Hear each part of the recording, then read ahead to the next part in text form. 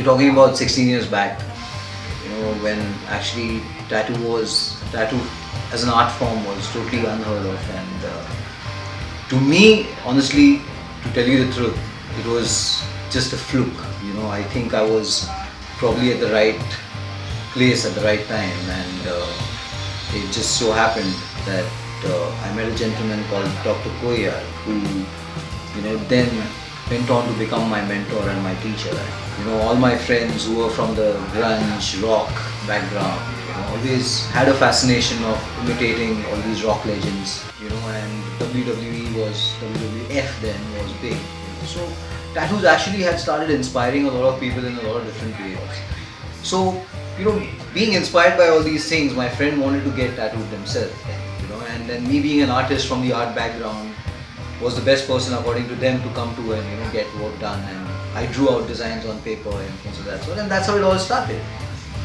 So just for kick's sake, I just happened to go down to accompanied my friends to Dr. Koyar, and then they all were getting tattooed. And Dr. Koyar actually happened to just see the designs that were done on paper, and he was like, these seem like really good designs. Who've done these?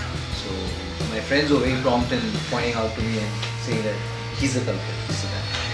And he was like, boy, you've done a good job.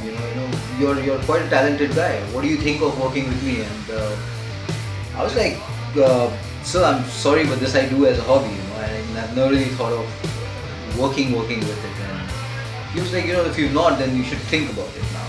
So I'm offering you a weekend job. And a weekend job kind of sounded good because I used to be in an art school, and art school had a leave. My off days were Saturday, Sundays. I kind of fell in place, and I was thinking that it seems like a good. At that point in time, he asked me that I'd probably pay you $200 a day, for every Saturday that you work for me. And I was like, okay, fine. So a month usually has 4 Saturdays. That gives me $800. My monthly pocket money from home was 150 rupees. So I started the calculator started going on in my head, and I was like, okay, so 150 from home and 800 from work, that gives me $950. That gives me enough money to take my girlfriend out.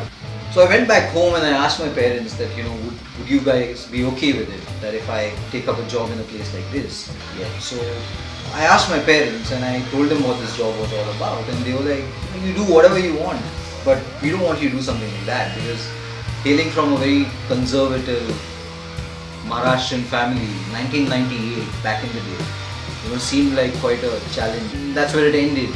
So the tattooing journey didn't even begin, and I had to put an end to it.